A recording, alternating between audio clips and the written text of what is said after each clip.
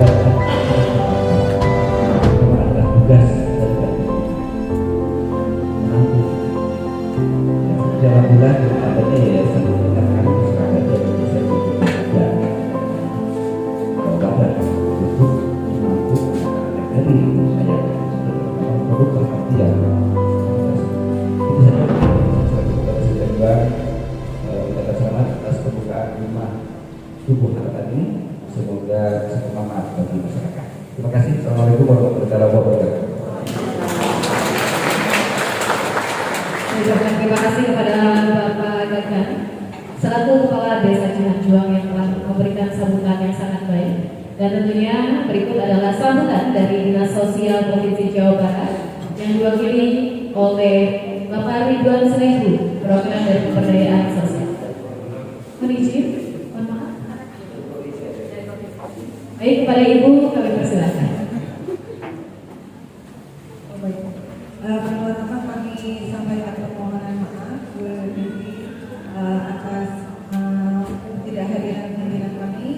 Beliau menyampaikan salam dan selamat atas perpindahan ke rumah baru ya begitu ya. Termasuk sampaikan bahwa kami berkolaborasi bersama dan Yayasan Grup ini sudah lama ya Pak Bu. Jadi anak-anak yang dititipkan di Yayasan Grup ini kalau yang ada yang adopter, kita ada yang mengadopsi itu diproses izinnya oleh Bu Devi dan teman-teman di Yayasan Grup itu sesuai dengan ketentuan yang berlaku, sehingga anak-anak berada dalam asuhan yang aman, berada dalam asuhan yang memang tepat, karena kami memproses adopsi itu tidak kami bahasa Sunda tidak sagawaya gitu. Jadi ada prosesnya ya, dan proses itu adalah panjang, membutuhkan kesabaran dari para adopter, sehingga ketika adopter itu sudah mendapatkan izin dari kami kemudian disahkan oleh pengadilan, itu sudah teruji kekuatan kekuatan jiwanya dalam mengasuh anak.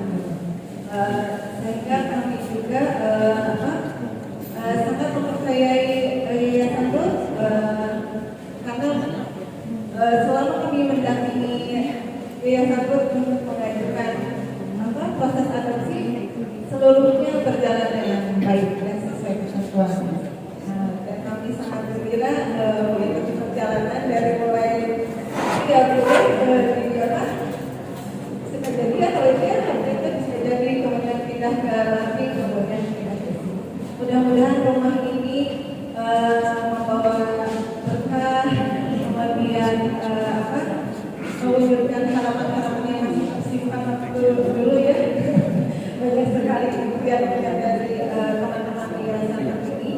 Kami sangat mendukung dan mohon juga bantuan dari Bapak Ibu sekalian, khususnya dari Pak Kades. Kami kan pasti di sini nanti takutnya kejadiannya ada yang salah mempersepsikan, ya. Padahal murni Yayasan memberikan pertolongan, kami yang memproses legalitasnya sehingga tidak perlu diragukan lagi. Itu saja mungkin dari kami. Pada akhir kata mungkin kami mengucapkan selamat atas kemudahan ke rumah baru. Semoga lebih baik lagi. Semoga bertemu dengan juga para adopternya ya. Itu saja mungkin. Assalamualaikum warahmatullahi wabarakatuh.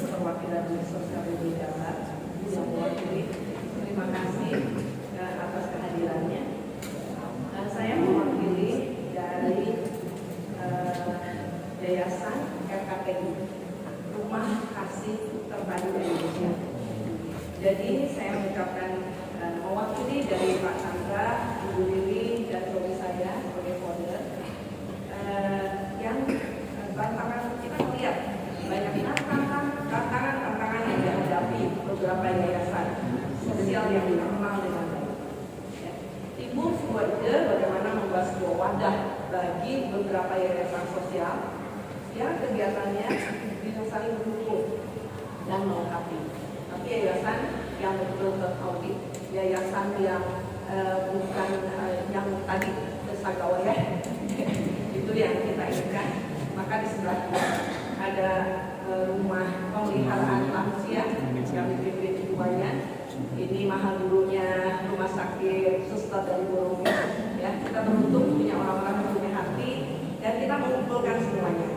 RKTI memiliki tujuan utama menjadi wadah aktif bagi yayasan-yayasan sosial dengan menyediakan tempat siap pakai, mengentori dari network yang kami miliki sehingga para pengurus yayasan bisa fokus pada rencana-rencana strategi guna mengembangkan serta meningkatkan pelayanan sosial yang berkelanjutan. Yayasan-yayasan sosial yang ada bisa saling melengkapi dan mendukung. Contohnya ada banyak anak-anak di Garut yang membutuhkan perhatian atau sekali rumah saja. Itu juga masih ada 17 anak yang tidak teradopsi. Kita terus bersinergi juga ya, dan pembapaan yang dibantu juga banyak dari Dinsos, budaya juga banyak dari yang Muslim harus diadopsi oleh Muslim, yang Kristen harus diadopsi yang Kristen. Terima kasih sekali. Dan dengan bergabungnya Yayasan Titian Benteng Gading yang kegiatannya sebagai rumah pemeliharaan lansia, diharapkan akan ada interaksi antara para penghuni lansia yang cenderung kesepian untuk dapat merasakan kehangatan dan kegembiraan banyaknya anak-anak, banyaknya cucu-cucu yang lahir di sini, ya, bisa menjadi figur orang tua yang lebih perhatian, teladan, dan bimbingan. Akhir kata, kita semua berharap visi dari RKTI membalikkan keadaan, mengangkat keadaan, dan mengubah nasib. Yang dikatakan mungkin anak yang tidak diharapkan, siapa tahu ke depan jadi pemimpin bangsa yang hebat. Ini harapan, ya. Dan ini sebagai pengabdian kita kepada bangsa Indonesia untuk menuju Indonesia emas. Saya berterima kasih untuk sinergi dari semua jajaran, dari pemerintahan, karena memang pentahelik kami bersinergi dengan media, komunitas, pengusaha, akademisi, dan pemerintah. Kita bersinergi sudah sejak lama dan kami banyak sekali kegiatan selain rumah ini. Mungkin sekian, terima kasih. Assalamualaikum warahmatullahi wabarakatuh. Terima kasih kepada Ibu Fikri Raharja, salah perwakilan dari Yayasan RKTI dengan sambutan yang sangat luar biasa tentunya. Dan Bapak Ibu hadirin yang kami hormati, acara berikutnya adalah perkenalan mengenai Yayasan Rumah Tumbuh Harapan yang akan disampaikan secara langsung oleh founder Yayasan Rumah Tumbuh Harapan. Kepada Coach Charles dan Cidevi kami persilakan. Beri tepuk tangan yang luar biasa.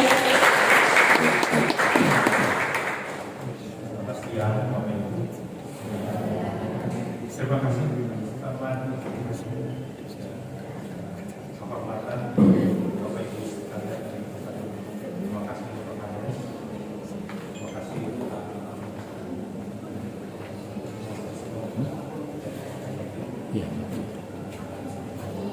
hari ini pertemuan cukup lama ya, dan karena selama ini kita berpindah-pindah ke pasar, karena memang kami harus menyewa tempat gitu ya. Dan ini kita akan menjelaskan. Kami kasih nama Yayasan Rumah Tumbuh Harapan Tanjung ya, yang biasanya dipanggil Sumarut. Ini dilanjutkan. Jadi ini adalah yayasan di mana kita menolong wanita yang mengalami kekerasan seksual. Ya, jadi izinnya juga adalah menolong wanita yang mengalami kekerasan seksual. Dan salah satu bentuknya adalah mereka juga seringkali di dalam kekerasan itu dia mengalami yang namanya kehamilan tidak diinginkan. Yang termuda di tempat kami 11 kasus yang perkosa. Saya kira seringkali di dalam budaya bangsa kita ini jadi satu problematika yang luar biasa. Ya, entah mereka diputus sekolah, entah mereka mengalami diusir keluarga, entah mereka mengalami dipandang hina dan sebagainya. Tapi kami menyadari bahwa ini bicara tentang dua nyawa. Jadi ini hari ini kita bisa lihat bahwa perhatian khususnya adalah kita selaraskan juga dengan apa yang dicantumkan oleh atau dicanangkan oleh Komnas Perempuan. Jadi pergerakan ini kita mendirikan ini tahun 2011. Saya dengan istri bukan karena kebanyakan uang, bukan karena kebanyakan waktu. Waktu itu ada anak umur 17 yang harus kami tolong dan tidak tahu harus kemana. Jadi kami mulai dari rumah. Kita mulai dari sana tapi terus berdatangan. Jadi ini asal muasalnya dari hari ini tercatat dari 2011 sampai 2024 diperkirakan sudah menolong lebih dari 500 kasus. Ya, artinya ada 500 lebih bayi yang sudah dilahirkan tidak jadi digugurkan. Jadi kami bergerak dengan anti aborsi karena kami percaya anak dalam kandungan itu bukan sebungkal daging. Itu adalah makhluk hidup. Itu adalah warga Indonesia yang punya hak asasi manusia sama proses dengan kita. Dan anak tidak pernah minta dilahirkan dengan kondisi yang seperti itu. Mereka tidak pernah berdosa. Jadi supaya tidak terjadi pembunuhan melalui aborsi, kita harus kasih solusi. Itu sebabnya kenapa ada pemahaman seperti itu. Amen. Ini perkiraan data yang ada di rumah. Saya semua pelajar.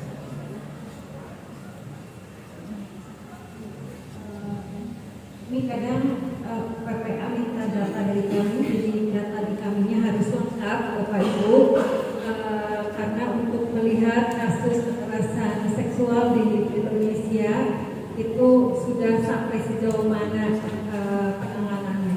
Jadi memang data di kami dari lebih dari 500 kasus itu yang kebanyakan adalah seksual dan cacat, gitu ya. Kalau kasus pemerkosaan sendiri di angka 5,7%. Jadi angkanya sebenarnya nggak terlalu besar untuk kasus pemerkosaan. Tapi di tahun 2024 kami menangani banyak kasus disabilitas yang diperkosa. Makanya kami ada bayi yang titipan dari Dinsos Kota Bandung, ada anak dari ODWJ, ada anak yang dari Dinas Sosial Kota Depok yang dioper ke kami. Kasusnya adalah pemerkosaan dengan disabilitas. Dan itu yang menjadi PR kita bersama. Saya percaya kami ada di sini, kami hanya segelintir bisa menolongnya. Kalau melihat Indonesia sendiri, ya kasusnya banyak di Indonesia, harus bergandengan tangan, nggak bisa hanya satu gagasan saja, gitu ya. Itu sih. Ya, saya kira di Indonesia untuk satu area saja sudah butuh bergandengan. Permasalahan di masyarakat itu besar sekali, ya. Ada 2 nyawa yang berkorban. Ini ada petinggi dari rumah itu ya Adian wakil dari Biskul yang ada di Parangkong. Mereka juga menangani kasus-kasus dari kekerasan seksual. Jadi tapi dengan gangguan mental, kekerasan seksual dengan gangguan mental. Jadi kita bisa bekerja sama kalau menemukan kasus di lapangan. Jadi boleh ke saya dulu, nanti kalau kami tidak bisa menangani, kami bisa referral ke teman-teman kami yang lain. Jadi ini datanya, dan kedua dibagi kita juga rekaman bukan dibagi next. Ini isinya ya.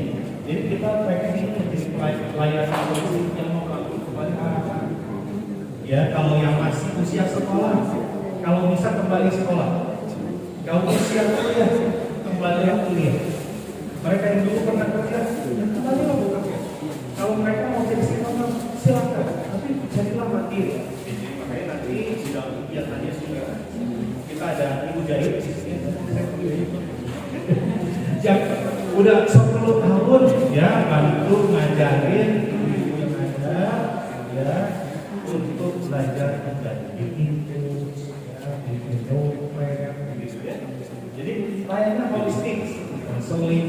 Jadi dari pertama mereka datang langsung kita masuk ke psikologi. Lalu kita juga ada kerjasama psikoedukasi dengan UPI. Kebetulan kami berdua lalu ya ini ya, kenapa sekarang muncul yang namanya mental health ya, atau masalah kesehatan mental, karena ini memang tidak masalah yang makin ke sini makin besar gitu ya untuk generasi. Nah, setelah itu untuk wanita yang mengalami kekerasan seksual, anak batal aborsi dan anak terlantar.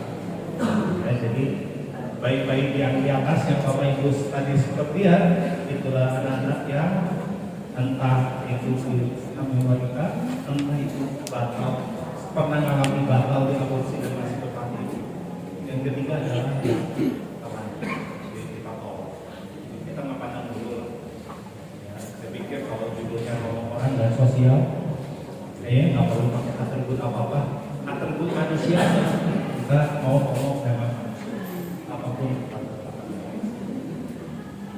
Ya, ini langkah yang definisi kami yang pertama adalah berharap stop aborsi. Oke deh, sudah melakukan kesalahan, tapi jangan lakukan kesalahan kedua yang membunuh orang. Itu bayi yang tidak. Yang kedua adalah pembinaan. Pembinaan di sini yang dimaksud pemikiran. Contoh, selama ini banyak yang berpikir kalau hamil wanita langsung judulnya aborsi. Jangan. Ini pola pikir salah, kita geser. Oh, langsung saja dinikahkan. Setuju kalau bisa kita, tapi mari kita bicara institusi pernikahan yang benar. Nanti kadang-kadang kita mengundangnya dari dosen-dosen kami itu, ya, video yang gimana. Lalu, kebanyakan beberapa wanita kami terlalu polos, Bapak Ibu. Tenang, isi Coca-Cola nggak paham. Dari mana? Ada kurang diedukasi. Sekali mah nggak hamil, banyak yang sekali jadi. Bapak Ibu. Jadi edukasi secara kesehatan. Ada yang namanya penyakit penularan seksual. Jadi kita juga kadang menghadirkan dokter untuk cerita. Ya, ini bahayanya sejauh mana? Ya, terutama penyebaran HIV ya. Beberapa waktu lalu itu sempat nama Bandung muncul ya. Jadi ini agak gimana ya, deg-degan ya. Jadi lalu kemandiriannya tadi dengan dulu kita pernah ada bahkan tentang make up, bikin kue dan ya karena pergantian pengajar karena terpaksa di sekolah. Tapi kalau ada supaya pulang dari sini kalau ternyata minatnya bikin kue, minatnya menjahit, kenapa nggak sih? Kenapa sih enggak? Itu usaha aja yang kecil-kecilan yang bisa bermanfaat dengan keahlian tersebut. Yang terakhir adalah penyuluhan. Jadi kami juga melakukan penyuluhan. Penyuluhannya adalah jangan melakukan riset pergaulan bebas. Yang kedua jangan melakukan aborsi. Ya, jadi kami juga tidak menerima klien lebih dari 1 kali. Karena kalau 2 kali diambil saya anggap tidak berniat berubah. Jadi silakan cari yayasan lain aja. Tidak boleh datang lagi ke sini. Jadi cuma boleh 1 kali. Nah, itu jadi kita lakukan penyuluhan termasuk instansi ke sekolah. Kita nyasarnya lulusan ke sekolah. Berharap dari level sekolah itu jangan ada aneh-aneh gitu ya. Kira-kira begitu Bapak Ibu. Oke, next. Nah, ini program layanan. Ini sebutnya itu adalah layanan pendampingan di saat mereka mengalami masa-masa yang tidak mudah. Anak SMP, SMA hamil gitu kan, itu tuh nggak mudah. Proses ada faktor psikologis yang terjadi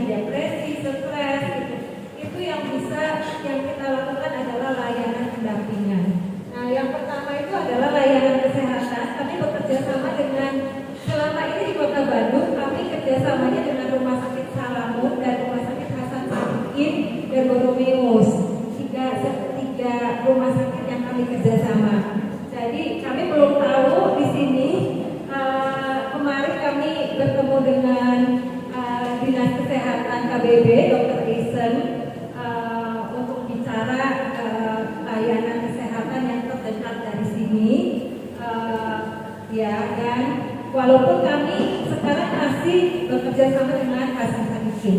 Jadi kalau Hasan Sadikin karena udah lebih dari 10 tahun, jadi biasanya saya ngomong dari satpam depan sampai satpam belakang apa bolak-balik soalnya. Gitu. Yang kedua adalah pendampingan psikologis karena yang tadi. Jadi kami mendampingi mereka di saat masa-masa yang gak mudah buat hidup mereka. Kami bersyukur selama 14 tahun ini kami melihat ada ibu yang dulunya waktu remaja hamil akhirnya sekarang bikin yayasan sendiri, bahkan bisa lulus S1, S2, ada yang sampai dapat LPDP S3 di luar negeri, ada yang dari sekarang jadi dokter, itu kami itu satu sukacita. Ya kami bersyukur, kami rindu waktu mereka datang ke sini mungkin putus harapan. Kayaknya rasanya gagal, rasanya kayaknya udah ada harapan lagi. Bahkan dikeluarin dari sekolahan. Tapi melalui pendampingan ini kami harapin bisa muncul harapan-harapan yang baru. Itu harapan kami. Yang ketiga adalah pendampingan sosial ini untuk mereka bisa terjun lagi kembali ke sosial. Jadi kami tetap mendampingi mereka. Bahkan untuk anak-anak yang sekolah dikeluarin dari sekolahan. Jadi kami mencoba paket A, paket B, paket C, gitu ya. Ada satu dulu datang ke kami itu lulusannya SD, Bapak Ibu, kerjanya di panti pijat, gitu ya. Sekarang sudah lulus S1 di fisioterapi.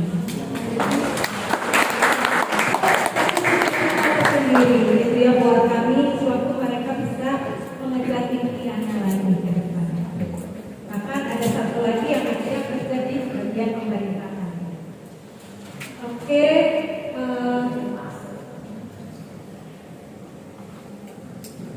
ya, kami tahu kami nggak bisa berjalan sendiri.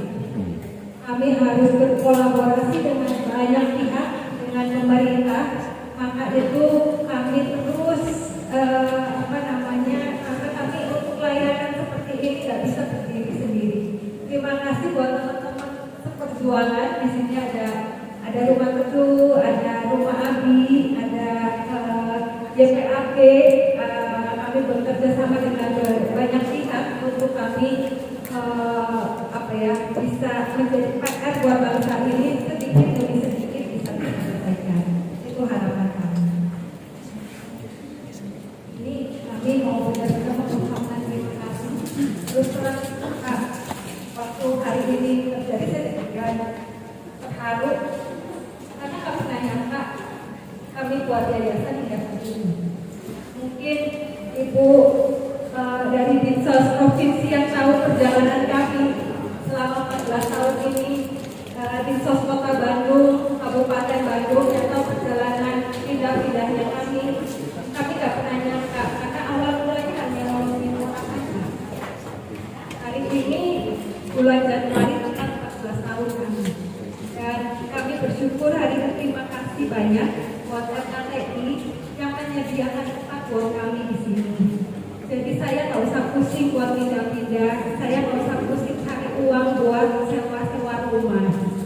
Itu kita berkolaborasi seperti itu sehingga bisa menjawab kebutuhan yang ada. Terima kasih Pak Sandra.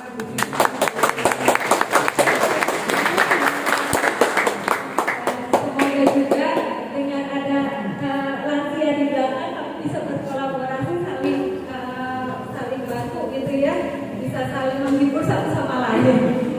Terima kasih Pak.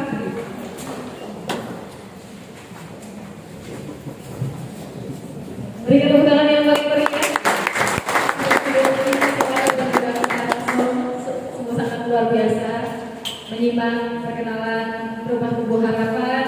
Ini membuat saya semakin terharu dengan adanya yayasan ini, dan tentunya juga kepada seluruh pihak juga yang telah memberikan support dan juga partisipasi dengan sangat luar biasa. Mohon maaf Ibu, Bapak, saya mau benar karena sangat terharu tentunya. Baik, dikarenakan hari ini pertempatan juga dengan berdirinya Rumah Ruh yang ke-14 tahun dan juga syukuran atas rasa syukur kita kepada Tuhan atas rumah baru Rumah Ruh ini. Kita akan bersama-sama menyaksikan pemotongan tumpeng secara simbolis yang memberikan simbolis kita untuk rasa syukur kita tentunya. Dan kepada Cidevi, Coach Charles dan serta perwakilan dari Dinas Sosial Provinsi Jawa Barat yang dipesankan untuk maju ke depan untuk dapat memberikan simbolis pemotongan tumpeng.